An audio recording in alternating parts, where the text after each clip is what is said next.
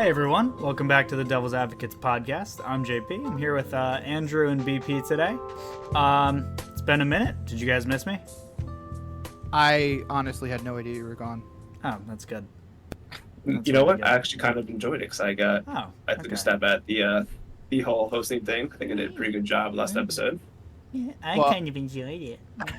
I gotta say, I also wasn't here last episode when you guys did the top sixes, and you guys made the graphic for it, and I posted it to Twitter, not knowing really how you arrived at that conclusion, because it was just one ranking. It wasn't like you each had like individual rankings. Yeah. So I posted it, and Twitter was just like, "What is this? This is terrible."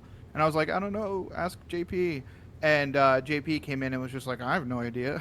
No, it was literally just like the top 5 ranked analytical top 6s. So we kind of put that together at like a little kind of last minute-ish. I put that together. I mean, honestly, that's not too far off from my personal top 5. I mean, I went on Evolving Hockey and I was like, these are the best. These are the top 6s from Daily Face-Off. And then I kind of went in and just ranked the top 6s based off of that. And it kind of mirrors my own personal opinions. I mean, honestly, I think I have Edmonton at 4. I think they were 3 and I put them at 4 or something like that. I mean, we don't have to get into that whole Well, big people thing, yelled at me, and that's the real point here. You know what? I put that on you because you tweeted out the graphic on your own account With no context. instead of retweeting from the main account. You're just like, yeah, so these are the top 5. Fight about it down beloh. He's like, we ranked the top 6s. I was like, did we? I wanted people to actually see it. Yeah. All good. Oh man. No, the only one that I disagree with on the model is I think the Leafs are too low. You know what? It's because if you listen to the episode, it's because of the defensive metrics for the second line with Nylander and Domi. I mean, defensively, Domi is like maybe like Kuznetsov level. This is what happens when we let the analytics nerds take over the podcast. God, I hate them. I really do. I could pull the receipts. You're like, I don't know much about these top 6s, so you guys got it. This guy. No, I willingly sat out on that one because All good. I am not an NHL fan. I'm a Devils fan. All right. Fair. No, I'm kidding. What a loser. You guys sit around watching hockey all day. I just watch the Devils and then do other things. Like Okay.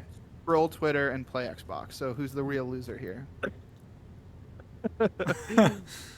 No, Oh, we can jump into what we have today. I actually was impressed with the idea here. Andrew, if you want to present it, when you put it in the chat and you're like, "Hey, you guys want to talk about this day?" I was just like, "Fire, yeah, let's do that." Yeah. Sure. Let me pull up who I got it from. The one good thing Elon did for me on Twitter is giving me the suggestion on my For You page. So they're a Detroit Red Wings centric podcast called the Grindline Podcast on Twitter. We're giving free ads now. I was just about to say, like, can we even really give them free ads comparing the size? They got like 10K followers. I think it's just a great idea. It's another like kind of like tier list, like predictions kind of thing. And I know it's just really good discussion. Look at the people involved on Twitter. Hopefully no one attacks BP for his personal opinions again on this one. I will. I will attack I- BP's I- personal I- opinions. yeah. No, you'll be in the comments deflecting, making sure that no one attacks you. I plan on it. Let's get after it. Yeah, so we're doing a will they or won't they? I got a list of questions that I came up with and I asked a bunch of people.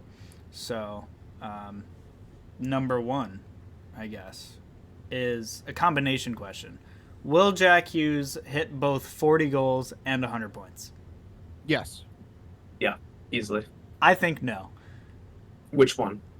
I don't think he gets to 40 goals. I think he gets to 100 points. You don't think so? No, I this might be, I'm going to get crucified for this take. I don't think Jack is a very good shooter. I think I can see the face you're making. No, I don't think he's a very good shooter. I just think he shoots the puck so many times that some of them are sick. I mean, I've been on the rabbit hole of Devils highlights and that Caps game where he got the hat trick comes up and like some of those goals are just like not shooter shoots. He just like throwing it at the net and they just go in. Exactly. Minus the last goal, but But he's going to do that 40 times this year. But you got to think he didn't really have like a bona fide like shooter on his line this year. He's That's because gonna have he's the shooter. right. He was the shooter on his line. He's gonna have one of Toffoli or Mercer or even Timo, I guess, on his line. So I think he hits 100 points easily. I think he's probably in the 110, 120 range. But I think most of them are going to be like assists, primary assists. Just using daily face off to remain consistent from last episode. I think his line mates right now are Brad and Toffoli. Yeah. So Jack Hughes is going to hit 100 points, and he's going to hit 50 goals. So 50 goals. I honestly don't even think that's too crazy, to be honest with you. I think that's pretty crazy. I mean, think I don't know. Because I hear what you're saying, but the thing that separates guys like Jack Hughes from pretty much the rest of the league when it comes to that caliber of player is it does look like they're just throwing stuff at the net and hoping something sticks, but it somehow seems to stick for them. You know, like, and at a certain point it becomes, well, maybe that's not what they're actually doing. Maybe they are just really that good. And you know, it's like the great players make it look easy. They make it look like, you know, some of the stuff was luck when what are the odds that he just keeps getting lucky all the time? I mean, just to put year-over-year comparison, he averaged over a shot more per game this past season than the season before, and like we just said, like some of his shots aren't just like muffins on net. Like some of his shots are just like he's like wiring the shot, like beating goalies clean off the rush, like off the right wall. I feel like that's kind of like his spot. Like he like catches like a pass in transition, skates by someone, just beats a goalie clean like a low blocker. It's not like they're not muffins. He's not like obviously like Stamkos and Ovechkin level shooter, but like it's a respectable shot. Like you have to respect him now. yeah. I mean like his shot has definitely improved. I think Mark Recchi did a really good job at The one teaching thing him he how did to right. actually shoot the puck. I don't know. I think he's always been more of a playmaker. I think he's going to kind of embrace that role a little bit more than he did this past year. I still think he's going to score like 35. I just don't think he gets 40. Yeah, You know, like I could see him score like 37 goals and like 77 assists. That would be unreal. I mean, that would be an amazing season. Right. I feel like he's gotten so much better in his skating that, or maybe not gotten better, but gotten more confident and progressed over the years that he gets these breakaway goals or these, you know, odd corner shots where he doesn't have to be an Ovechkin Stamkos style shooter necessarily. Those playmakers do make plays to get the goalie out of position, whatever. It's not like he has to be a sniper all the time. So I think he's still going to be a massive goal scorer this year. Right, like he's just smart. He's just way smarter than the average player. So like he's gonna anticipate like if a goalie's like off his angle by like a slight amount, and he's a good enough shooter that he's gonna pick that top corner like right by the goalie's head like more often than not. Yeah, I mean, I hope he scores 40. I hope he scores 70. Yeah, I was gonna say I don't think this is like you think he's bad. It's like no, he's gonna score 117 points, but like Right. 77 of them are gonna be or whatever. Are Exactly. Gonna be assists. Yeah. I understand that the Devils have so many goal scorers now Right. that if they all score, you know, to their ceiling, we're looking at 6 goals a game. Right. No, like exactly. That. Yeah. I'm just not choosing to cut down on Jack Hughes there. Yeah, I mean that's fair. I guess that kind of ties into my next question too. Is will or won't Timo hit 40 goals? I was originally no, but I am gonna go with yes. I'm gonna say yes for this one. I, coming into this episode, made a very conscious decision without telling you guys that I was just going to say yes to every single question Yes. and be the biggest homer possible. But because you guys have both said yes, I'm going to bail on that in the second question, which is a remarkable turnaround by me. But I don't know about Timo. I think if there's going to be one goal scorer that doesn't push the ceiling because other people are, I think Timo does, I don't want to say regress, but take a role that he's not the guy like he was in San Jose that has to score every goal, where Jack Hughes may be that guy, in your opinion, that takes that around him now. But I think Timo Meyer might take a step back because there's so many other people around him now. Interesting. See, I think if we're going based off of what I thought the lineup would be, I have Timo with Nico and Mercer. That's what Daily Faceoff has too. Right. I think out of the three of them, he's got to be the guy who scores the goals, you know? Like, all three can do it, obviously, but I feel like Timo's just going to be I'm going to stand right in front of the net, and if there is a rebound, it is going in the back of the net. Yeah, he's just going to shoot everything, throw everything on net. It's kind of like a la Jack Hughes. He just shoots everything on net. Wherever he can get a shot off, he will put a shot on goal. I just happen to think that Meyer is a better shooter than Jack, generally. I mean, sorry to interrupt, but there's more evidence and data to suggest that is the case. Yeah. Yeah. I would disagree there. Well, one thing, and I know this is also going to be something we're going to discuss, but I fully believe in Nico in taking kind of more control and having more confidence in his game, because we've seen flashes of it throughout the past 2 years, I think last year more so, where he's kind of teetered back and forth between being his own superstar and being the guy who can make the passes instead and you know, be more of a facilitator. But maybe Meyer lets him just keep doing that, and maybe Meyer is the guy to score all the goals, and maybe that's just how it works and keeps going. But I have this weird personal faith in Nico Hischier to really blossom into really his own superstar, much like, you know, a Jack Hughes type, because we've seen it a few times. And I keep going back to, there was a goal not this past season, but the season before it, where they played in Dallas, and it was probably his best shift maybe of his career. Yep. Where he had the puck at the blue line, skated it fully around the boards, fought off like three guys, got to about the right circle, cut back in, had an insane dangle, scored the goal. And I thought that was the Nico Hischier coming out party. Like, I thought if he realizes what he can do, like, it's over for everyone else. And I really was looking for that all year this past year. And I think we saw it for a while, but I don't think we saw it for the full season. I really, really think we could see that this season. Interesting. Yeah, I mean, I don't think he's going to be like 100-point player. No, that's not who he is. I could see him like 85 to 92 is where I kind of see him capping in his career. I just don't think he's like the kind of, you know, I'm going to score as many points as I possibly can. He's the I'm going to do all the little things right kind of players. Which is why we love Patrice Bergeron. Who? Who? No, I know what you mean. Yeah, you know, like I don't necessarily think he's going to be the one getting on the score sheet every time the Devils score the goal. I don't think he is either. I just think we're going to see more of it. I don't think he'll ever be an 82 game carry the team on his back guy like Jack Hughes absolutely is. Right. I just think that we're going to see longer sustained periods of that confident play where he looks like he could be. You know what I mean? Yeah. I guess that kind of leads perfectly into my I was going to say, is Nico or is Nico not going to be a point per game player? Yes. Yeah, I think so. I think yes, but like barely. Like, yeah, I mean, he was 83 and 80.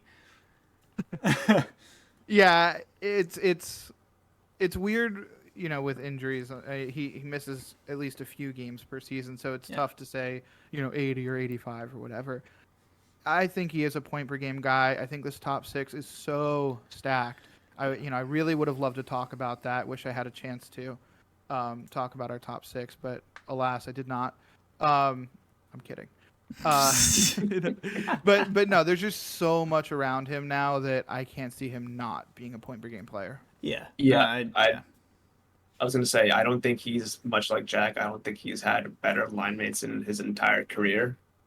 I mean, that's not even like a stretch to say. I mean, you're going to play with at a time two of Jesper Bratt, Timo Meyer, Dawson Mercer, and then Tyler Toffoli. It's like, and you've kind of, like what BP alluded to earlier, like that shift in Dallas, you kind of saw, especially this past year with the Devils just being one of the premier teams in the league, you kind of saw his like confidence just like kind of take over and like just like take another step. Yeah. I think we're all in agreement there. Yeah, for sure. Next one. Will Brat be a point per game player? He'll be a 2 point per game player. Okay. Oh, two points in one game, and he gets injured for 81. Devastating. I think that we're looking at a 150-point ceiling for Jesper Bratt this year. Yeah. Anything under 50 goals, I think is just. I don't think we should even consider that. I don't think we should even discuss that option. I think it's silly. I was thinking more 80 goals, 80 assists. I think we're hitting the ballpark now. Yeah. I think we're gonna see something along the lines of Gretzky and Lemieux this year from Jesper Bratt. Yep. And I think that's pretty much the opinion across this podcast. We could just move on to the next one if you want. Yeah. Andrew, how about your opinions there? Wait, so it's 2 yeses? Oh yeah, I think he's going to be a point per game player. Oh no, I don't think so. No. No, he wasn't a point per game player this year, and I think he shot higher than his career average this year. I mean, granted, he scored 30 goals. I mean, I'm not going to say I think he has an underrated shot. He should probably shoot more. I think a lot of people have said that over the years. I mean, again, I'm not going to sit here and say he can't do it because much like Jack and Nico, it'd be unfair to him to not say he also has better line mates now than he ever has. He's coming to his peak. We'll get into it a little bit more later. I think the power play is going to be much improved. I mean, the talent on this team is like so overwhelming. It has to at some point just click. I think it'll be just under. But yeah, I won't be surprised if he's point a game. Like I'm not going to be like, oh shit, like I wasn't expecting that. Like no, I expected. I just don't think it might just not happen. I think he's kind of falling in the same scene as where I think Nico's going to be like barely over a point per game. Yeah. It's really hard to be a point per game player in the NHL. It is. We saw how dominant he's been the past 2 years, and he hasn't scored more than 73 points, right?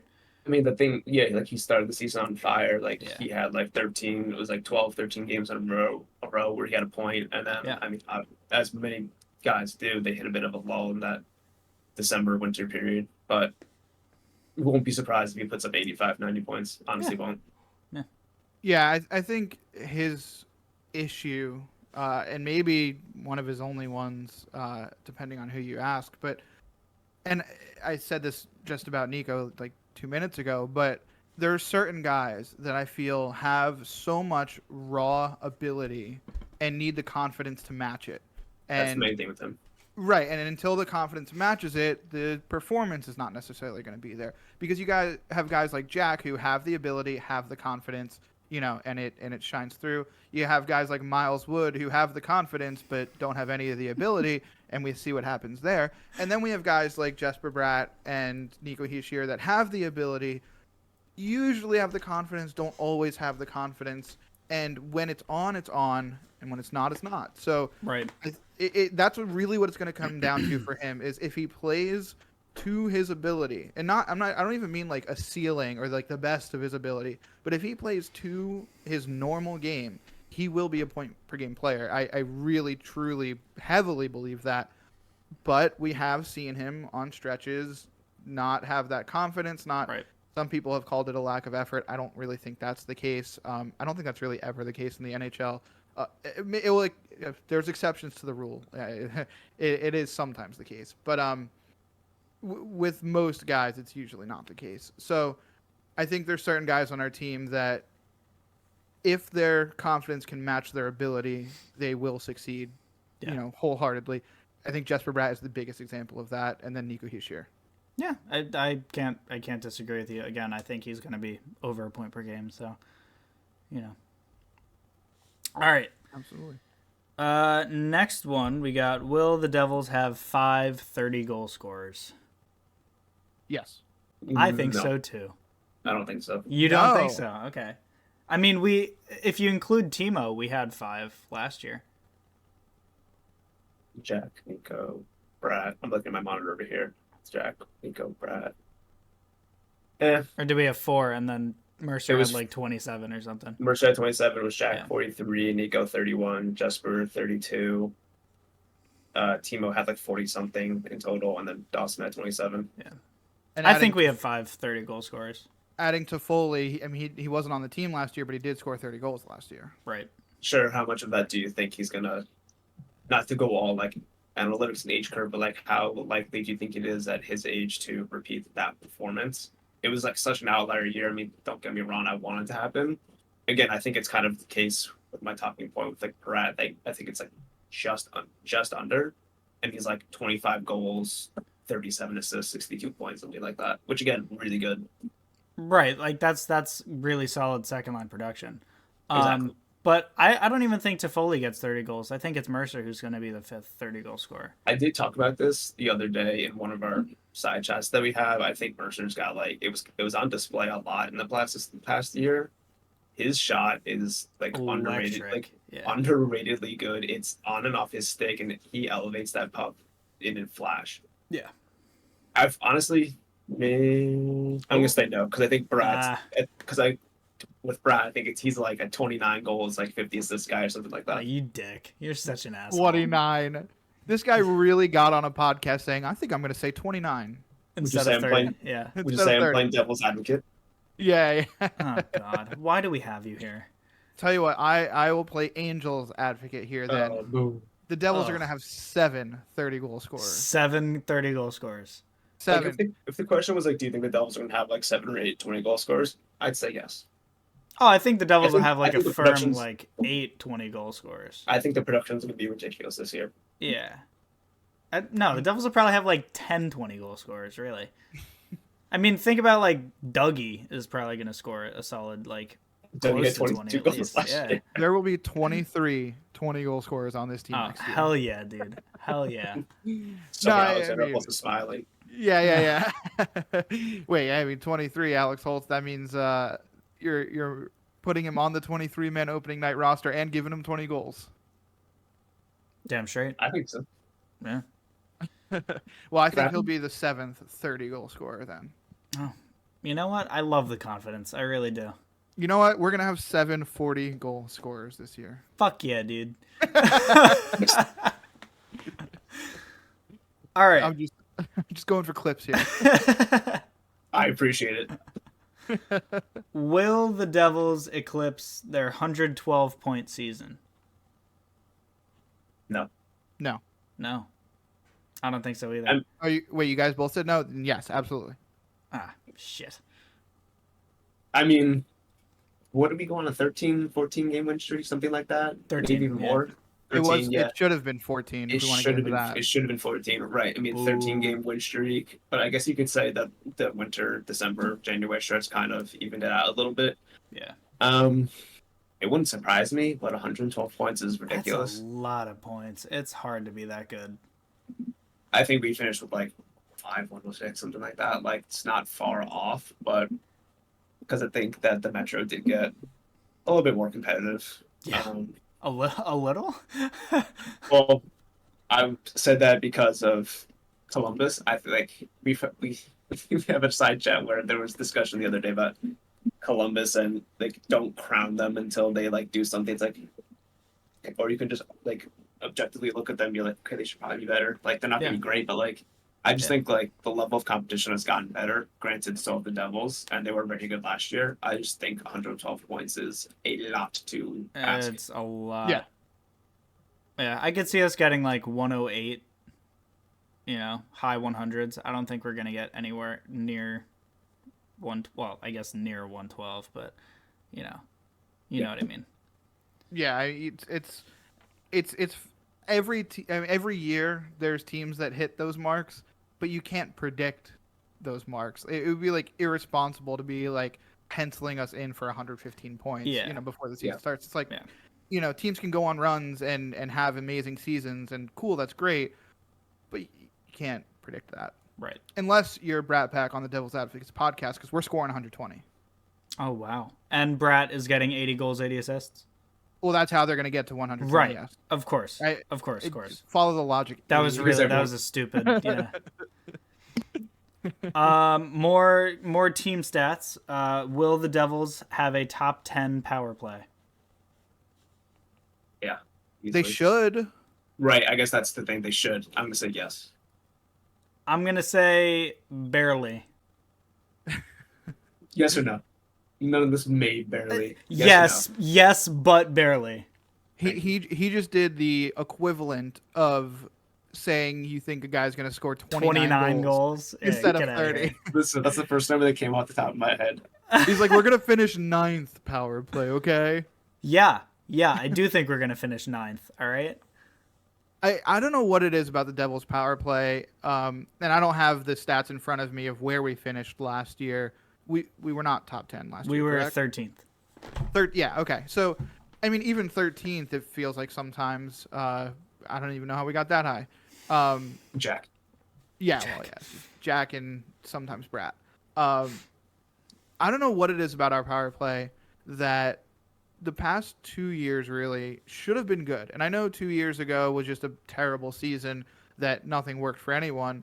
But even when our 12, forward core was not great, we always had at least 5 that really should have been good. And the power play always looked good for the most part. Yeah. And last year, there was really no reason why we shouldn't have been top 10 last year. I don't know what it is. And maybe someone who knows hockey strategy a little better can explain this to me. But what is it about the Devils power play that the sum of the 5 guys we have on the ice just doesn't add up? If you want to get a little scientific over here, we were technically 9th in the league in expected goals on the power play. So a lot of it was, I don't want to say a lot of it, but a good chunk of it was puck luck. We hit a lot of posts, we missed a lot of open nets, so on and so forth. But as far as generating chances goes, we were top 10. Yeah, I don't think it's for a lack of trying. I think it's more of like they're trying real hard. they're trying really hard to get into that top 10 ranking. I think, but part of it too, I do think, is at times it can seem a bit telegraphed, where it's like kind of like pass it around and like give it to Dougie. I mean, that's not a bad option to let Dougie shoot from the point and see if something happens. But puck movement seems to be an issue sometimes, and sometimes zone entries aren't the cleanest, and they get broken up at the blue line, and then they got to go 200 feet again, and then they try and dump it in, and then they get the pucks. Like, I think it's puck luck and puck movements. I think. Yeah. I have a note. It's like Filthy's top 6 in the league plus Dougie and Luke. I think Luke is going to add another element to that puck movement. Another guy who can, like Jack, beat that 1-2, 1-2-1 or whatever that team is using the neutral zone. So, yeah. By the way, JP, when you brought up hitting a lot of posts, I don't know why I thought of this, but do you guys remember, I think it was 2 years ago, we had like a 5 or 6 game stretch where like once per game a Devils player was getting hit in the face with the puck? Yeah. Those were cursed years. Yeah. That was 2 years ago. I remember, I mean, I think that was Dougie's big injury as well. Yep. I think Yanni Kuokkanen got hit in the face with a puck. I think Nico may have gotten hit in the face with a puck. There was a stretch where Devils players' faces were just absolute magnets for pucks. Pucks and sticks, I thought. Yeah. They're just like, that was like one of the funniest little stretches of random bad luck where I swear it was once a game where it's just like, and this player got hit with a puck in the face. They are skating off. And it's like, again? Sorry, I had to no. on that one. You're good. As far as the power play stuff goes, I think we obviously have a lot more firepower than we did last year, and that's saying something because we had a lot of firepower last year. The only reservation that I have is Travis Green's going to be the guy running it. Mm. And in his stint with Vancouver, it was really up and down. Where sometimes, I was gonna say, didn't he have like 1 or 2 decent-ish years? Yeah, he was 4th in the league one year, but also like the subsequent year is like 27th or something. So like, I think that's more of an indictment on Vancouver's roster construction more than anything else. Again, I don't know like the years that you're referring to, but like, if it's like they were 4th in the league when it was like Quinn Hughes, peak JT Miller, and Elias Pettersson like running the show, and then the 1 year it's like one that was hurt or something like that. I think it was actually the year he was 4th was the last year of the Sedin twins. That would make sense. I think. Yeah. But just looking at the teams that are ahead of the Devils this past year on the power play, I think some of them are going to fall off. I think Boston's going to fall off the face of the earth. They're not going to be ahead of us power play. I don't think Ottawa's going to be ahead of us. They have sneaky good players who are elite on the power play, kind of like the Rangers, but they did lose to Brinkett, even though he wasn't that great this past year. That's Right. a definite factor.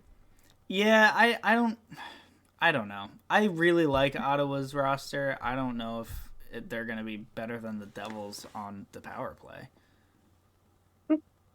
There's no reason they should be, though. Right. They also get Josh Norris back, who's the only good thing about him is his shooting, too. Yeah, he is pretty sick. Is that the guy who they named the trophy after? Too many people are going to take that seriously. Nobody appreciates a good bit anymore. Kind of on the same token, will the Devils have a top 5 penalty kill? Nope. This is my firmest answer. No. No. Probably not. I think so. I think so. No. Do you really think that? I do. The Devils' PK has been pretty consistently good forever. What if I told you they lost Ryan Graves, who was in the 90th percentile for PK WAR, I would tell you that they added Colin Miller. who has no PK WAR on his Exactly. JFS chart? That's correct. That's how good he is. Okay. Yeah. Yeah. I also think Sharon Govich, people don't realize how good he is. He on was the PK. very good on the PK. Yeah. I'll give you that. But didn't Toffoli play PK last year for the Flames? Probably not. And he was I don't on think the so. positive. I watched the Flames. I'm pretty sure, at least according to Evolving Hockey, he has pretty positive I mean, it wouldn't surprise me if he was like here and there. shorthanded defense. Yeah. He's a pretty heady player. Trying to pull it up, but nothing's happening. I think he kind of just did everything well last year. I don't know if we're going to put him on the PK. I doubt we do. But, I don't think so. I mean, Boston is losing Bergeron. And Bergeron has been the best defensive forward in the league and among the best penalty kill forwards in the league for however long he's been Do there. you not trust Pavel Zacha to take the mantle there? I know Pavel Zacha- Zacha has very good penalty kill metrics. That is his best penalty kill. When he was in New Yeah. Jersey, that was like the one thing that he actually did well, and that was always the point of contention, was that when people were arguing his value, they'd be like, "Oh, well, he's really good on the PK," and it's just like, "Oh, great, he's a number 6 overall pick. We didn't bring him in to be a PK specialist." Right. I know Zacha does have very good metrics on the penalty kill, but That was more me trying to bait BP into his We Zacha. want to We don't have to get it. We don't have to get Pavel into it. Zacha all night. That guy is the biggest jabroni ever. Do you want the top 5 PK rankings by percentage? I have him right in front of me. Okay. It's Boston, Carolina, Dallas, the Devils, and Calgary. Yes. Yes. And the Devils were 4th at 82.6, and then if you go down to Washington, who looks like they're at 10th or 11th, is 81.86. Yeah, so it's tight, but Sure. I don't know, dude. If you said top 10, I'd probably again a 29 goal. I'd say a 29 goal yes here. Just thinking the top 10, but top 5, I don't think so. I mean, I could see it. I don't know. We've been very good on the PK for a really long time. Sure. If you say so. I believe Thanks. Thank you. I know we had PK Subban for a while. you. Oh. Wow. That's the guy they named the penalty kill after, right? Yes. Yep. Yes. That is correct. PK Subban percentage, yeah, that's right. That's his name. Penalty kill Subban. Yeah. More of like a chicken or the egg kind of thing, you know? Next question. Christ.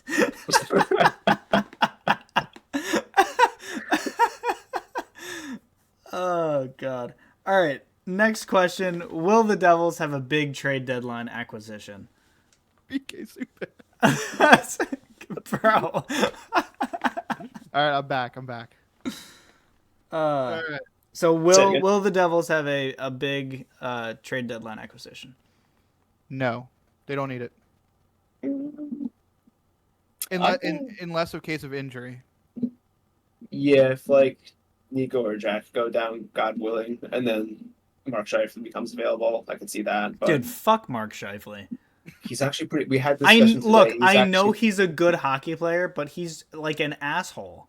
Is he part of that scumbag? He is part of the scumbag locker room. I'm relatively sure he was beefing with Pierre-Luc Dubois, and that's why Dubois I was mean, ordered off. he probably deserves it. And then in the playoffs a few years ago during the bubble year, he like murdered that guy on the Canadians. Yeah, Jake Evans, when he was trying to do the wraparound, he just absolutely Yeah. demolished him. Yeah. I'm gonna say no, because I think they are going to do something, obviously, because they're going to be in contention. I think it will be like a Yaroslav Halak type of trade or something like that in net. I still think the Devils are going to do something like that, but up front, I mean, your top 9 is pretty much locked in. And if you're trading anyone in the top 9, it is Alexander Holtz. And then on defense, you don't really need to do anything. I mean, maybe if someone becomes available, but I'm going to say no.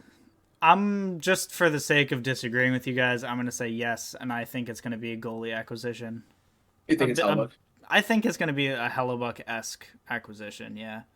I think that happens before the deadline. I mean, maybe. I don't think they get to that point. Look, but it's possible. I just said yes to disagree with you guys. So if it gets to that point and they haven't done it yet, then yes, I think it happens. Yeah. I just don't think it gets to that point. That's probably fair. So I guess a question that's tied in with that is, will Alex Holtz be a Devil by the end of the year? Yes. I think he cements his place on the team. I think because I disagreed with you guys on the previous question, I have to say no. I want him to be. I would rather the Devils not make a big goalie acquisition at the trade deadline and keep Alex Holtz.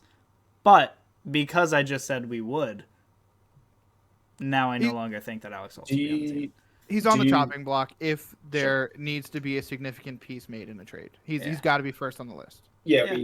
We touched on it very briefly before we started recording. I mean, if he's probably the most valuable trade chip in the organization, but just to touch on your stance, JP, do you think it's more of him not performing, or do you think it's a matter of him not getting the opportunity to do so? So if you want because right now, again, using daily face-off, they have Mercer as the second line right wing, and I do think that the third line, as currently constructed, it looks weird on paper, but I do think it's a line that kind of fits well for him.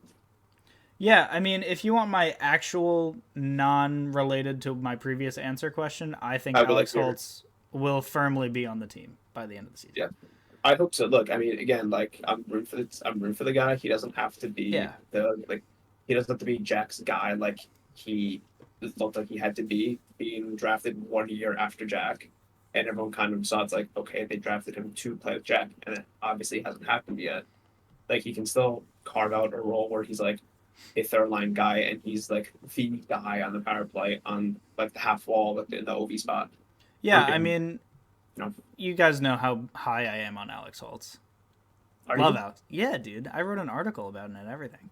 Didn't you just say he's not going to be on the team next year? Yeah, to defend my previous take. So. Just flip-flopping out here. Okay. Because I said yes to the trade deadline acquisition. We're going to run an audit. All right. End of the you know what? I quit. No. No, I hear you. Yeah, so generally speaking, I'm very high on Alex Holtz. I want him to be on the team. If we do make a trade deadline splash, he's probably going to be the one going. As he probably should be. And it probably would be performance-based. I don't think we move him if he's lighting up, putting 25 goals in the back of the net. 29.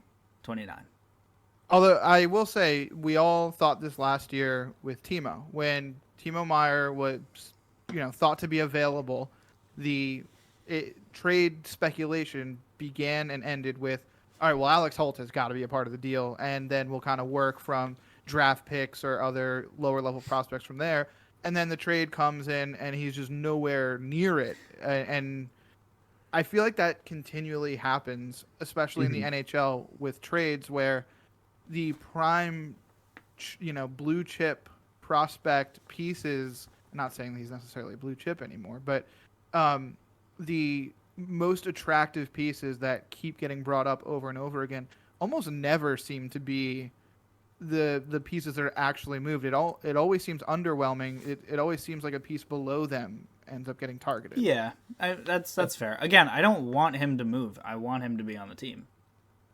That's fine.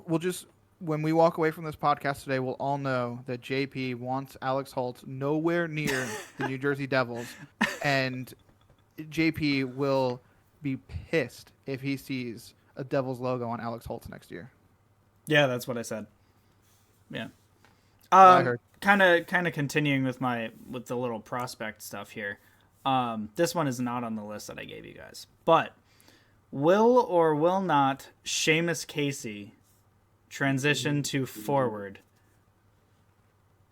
Elite number one center, Seamus Casey. I want to say yes because he's obviously. I mean, we've seen it. He has the skill set to play that center. Do I think it's center if he does? No, it's probably going to be wing. Do I think it's going to happen? Also, probably no because this is hockey. Like they're very, very conservative about positioning and all that good stuff. I mean, they won't even play two guys with the same handedness on the same D pair. So, no, I would like to see it, but it's not going to happen. I would just like to say I was unprepared for this question, and it's in my contract that you have to prepare me for any questions to be asked on here. So this is a breach you'll be hearing from my lawyers. But Okay. I do think Seamus Casey is going to become a forward for the Devils simply because he has to. I don't think there's an option for anyone to join the defense right now. And, you know, there may be spots opening up. Who knows? Maybe when we're really cap strapped in a few years. I mean, hopefully it doesn't get to that point, and we've built our team to not get to that point. But teams hit the cap. They, you know, make moves and hit caps. So unless someone really moves out of the defense, there's really just not a spot open. And for a prospect like him who's going to be ready sooner rather than later, you have to adjust, and you got to find where your role is to try to make your splash wherever you can. And right now, behind Luke Hughes and Simone Nemitz, Seamus Casey is not the upcoming defensive prospect. So I think he tries forward out just to get a look. And who knows, maybe if he sticks around with the Devils, he moves into defense when he can. Or if he gets traded to another team eventually, you know, restarts as a defenseman. But as of right now, I think he's going to have to try forward. Yeah, I think he's firmly going to transition to forward. I know Andrew said that he's not going to, but I think he's going to transition to center. I think he could. I think he will. It's going to happen. I think he will. I really do. We I don't have see another option. We have Hamilton, Marino, and play the left Nemec side. on the right side. Yeah, Play the but left side. on the left side we have Siegenthaler, Hughes, and Ball, and Brendan Smith. Okay, not this year. Brendan Smith's Sure. not going to be here in 12 years. I was going to say Like, 12 years. 12 years. God, if he's still here in 12 years, that's a whole other problem. I don't This know. guy- This Guy won't commit to 30 goals, but he'll commit to 12 years of Brendan Smith. I love Brendan Smith. I don't know, dude. I think Seamus Casey's going to move to center. I think he's good enough. He's good enough to play the left side, and he's not like a conventional D-man, much like Luke, where he's a rover. You're shaking your head. I just don't think there's enough space. I think he has to, if he has to transition to forward, it's got to be center because the Devils have no center prospects. And for those who don't know and are listening, he played one game at center last year for Michigan, and he scored 2 goals, had an assist, and went 65% in the faceoff dot. I forget who they were playing that game. They were Not that playing it's the NTDP. I was gonna say it's not nothing, but like, it's Well- the next level up from nothing. One thing I will throw into the speculation ring here. Did you guys see the quote he gave at Dev Camp about positions? No. He said Positionalist or something. he said upon returning to Michigan that his coaches have stressed to him to not focus on being a defenseman, just focus on being a hockey player. And that again- doesn't seem like it comes from nowhere. I mean, sure, but again, that is humid. That is Michigan. Like they're very. What are you smiling about over there? I'm They're just excited about thinking about Seamus Casey being the number 1 center prospect for the Devils. The college teams know, especially when it comes to prospects of this level, that they are a developmental program. They Especially are not, Michigan. especially Michigan. They are the least stranger to this at this point. That they know they are not there for Seamus Casey to necessarily win games with Michigan. They are there to make sure that Seamus Casey is the best NHL player he can be. So if they say something like that to him, that doesn't tell me, hey, you need to be a hockey player instead of a defenseman so that Michigan can succeed this season. They're saying that because they know, hey, moving forward, you may have to adjust here, and we're going to try to help you do that. Right. Look, I'm for it. Again, I think it's just hockey man stuff, especially with if Lindy's still here when he comes up. That's not going to happen. I hope it does. It would be cool. I don't know. I feel like, I know we discussed not really bringing this up because I had it as a question originally, but in the case What that did in I the case say? in the case that McLeod is no longer a Devil come this year or next for some reason or another. Thomas Nosek. How gently I'm going to say that. Yeah, but then our center depth is depleted even more so than it already is. So I think we need that Seamus Casey who can be a center prospect for us. Sure, but then do you think if there's another like Chris Tierney type, but a level up from that, if you need to fill out the 4C spot, you don't think there's just on that Dude, guy? give me Seamus Casey at center over Chris Tierney 7 days a week. Again, I don't care what you think, especially Tom. You think Tom's gonna put a 5'9" defenseman at center? I would rather put a 5'9" defenseman at center than a 5'9" defenseman on defense. I'm gonna say they're unrelated. The two things. We're gonna find out about McLeod's situation relatively soon, from what they're saying. Seamus Casey is not going to be 4C this year. I think we have at least a. What is this face? I have not seen this face before. That was my mad face. JP just scrunched his face up as tight as possible. Like there wasn't an emotion behind it. It was just really small. Ooh. I don't think you ever learned how to make an angry face. We're gonna have to dive into that next. But if you're a Spotify listener, check it out on YouTube. Yeah, this is. He looks like he learned what emotions are, but hasn't felt them before, and is trying to replicate. Yeah, them. well, I read about them in a book. Yeah. Book you were talking about us before? Yeah, I know what book you're reading. I hope that's helping. Anyway, back to hockey.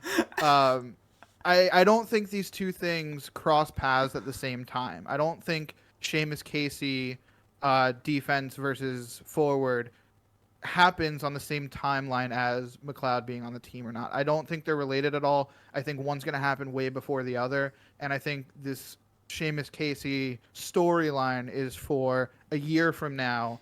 And I do think it's going to happen. I do think he's going to move to forward, but I don't think that'll be why. I don't think that storyline happens. I wasn't so much saying that McLeod being off the team is going to force Seamus Casey onto the team. I think it was more so saying that it's going to force Casey into needing to move to forward as a prospect. There's just too much time there to do anything else that I don't think that'll be the reason. That's probably fair. I think we get to the same place. I just think via different methods. You're taking the train. I'm flying. Some people say flying is much faster and more efficient, but I'm just a guy with a microphone. Do you want to fight? I will fight you. I'm flying above you, bud. I guess I got one more question for you, and it's kind of tied in with the whole Michigan thing and defense prospect. Great segue. Luke Hughes, over under 41 points. I lean no, but I could see him going over because of something else, but I can get to that a little bit later. I think he finishes slightly under. I'm gonna go with what was it, 41? 40? You're gonna go 40? He's gonna get 40 points this year.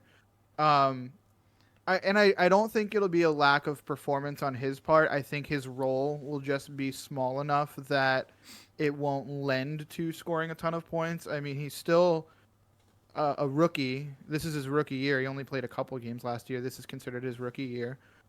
He's going to be mostly, I think, actually I could be wrong. He probably is not going to be on the third pair. It might be on the second pair. Yeah. But I just don't see them.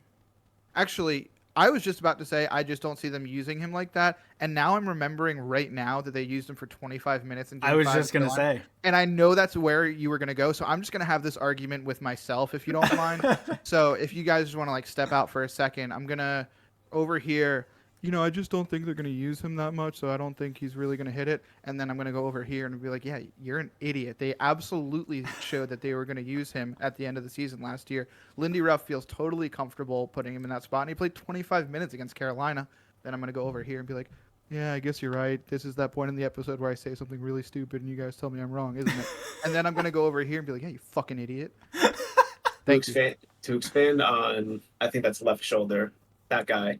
I do think his role is going to, by the end of the year, I think this is going to be probably a really hot take. I think he's going to take over for Siegenthaler being the number one left-handed defenseman on the team. I think he's going to be able to do enough of the stuff that Graves was good at, that Ruff will trust him and Marino enough, because I do think that's going to be the pairing, and it should be the pairing to play together. I think that pairing is just going to wreck shop. I think it legit has best pairing NHL potential, because John Marino was elite defensively last year, and Luke can skate probably better than like 90% of the defensemen in the NHL already. Yeah. I do think he'll be able to. Did I say yes? No, I said no. No, you said no. I did say no, but I think it wouldn't All right. it wouldn't shock me if he put up like 50 points, just because I think he's going to be playing like Andrew. upwards of 23 minutes a game. What? Andrew, you got to do the segment that I just did and argue with yourself real quick. No one wants to hear that. Yeah, if we need to edit that one out, I understand wholeheartedly. No, I did. Okay, I'll change. Yes, he's going to. I think he'll put up like 45 points, because I think he's going to play 25 minutes tonight. So you are just arguing with yourself. Yeah, sure. I'm going to argue with no one, because I'm just going to go no out and say, I'm going to go out a step further, and I'm going to say that he's going to score 50 to 55 points. The hot take that you said, Andrew, about taking Siegenthaler's spot was not the hot take that I thought you were going to say. My hot take is that he hijacks Power Play 1 from Dougie Hamilton. I don't think it happens this year. Oh, I Not do. this year. I Not do. this year. If Luke Hughes let's say Dougie goes down for a few games and Hughes slots into Power Play 1 and he scores like several points on the power play, like, yeah, I think he takes over that position full time. But I just think his skill is that top end, that elite, that, he's going to be putting. I think he's going to be putting pucks in the back of the net. He's a good shooter for a defenseman. Bigger Jack. No, literally, he's bigger, less good slightly than Jack. And if we're being honest, he kind of looks like him.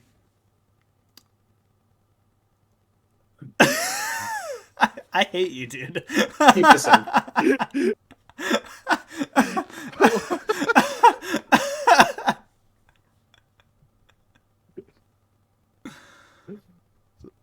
I don't even know what to say to that. I'd say. Oh man. Although I guess that's kind of relevant for even the siblings, because Quinn looks nothing like the other two. Yeah, Quinn and Jack were at, I think, Brady Chuck's wedding this past weekend, and it's like you saw some pictures of Quinn. They kind of don't. They do not look similar at all. Mm-mm. One of my favorite, patting myself on the back here, but one of my favorite jokes I ever thought of that I still makes me giggle sometimes is that Jack and Luke can go out to dinner together, and Quinn can ask to join, and they can literally be like, "Sorry, man, top 5 picks only." Like, imagine being picked 7th overall in the NHL draft, and you are 3rd in your family, last place. And then the 2 top 5 picks play for the same team. Yeah, like what a kick where the sun don't shine. That you literally, like, in any other family, you would be generations ahead of everyone else on your family tree, and he's literally not even top 2 in his level of generation. I mean, he might be 4th behind Ellen, if we're being honest. No, she was an insane athlete, wasn't she? She was, Yeah, yeah, she's she was really ridiculous. good too. I mean, there's a reason that all 3 boys are as incredible as they are, Right. gene wise. Yeah. So I'm gonna put Quinn 4th in that family. Poor Quinn. That's really the content we were looking for here. Rank the Hugheses. Yeah. Well, on that bombshell, I think it's a good way to end the episode. Yeah, I gotta stop. Yeah, we really gotta just cut BP, don't we?